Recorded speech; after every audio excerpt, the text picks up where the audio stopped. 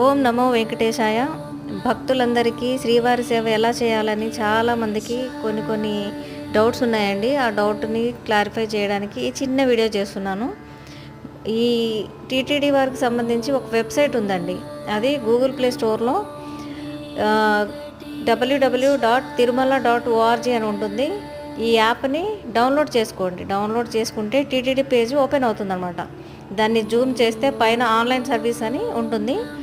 దానిపైన క్లిక్ చేస్తే మనకు కావాల్సిన పేర్లన్నీ వస్తాయి. దాంట్లో సేవ అని ఒకటి ఉంటుంది. దాని మీద క్లిక్ చేస్తే ముందుగా మీ ఫోన్ నెంబర్ అడుగుతుంది.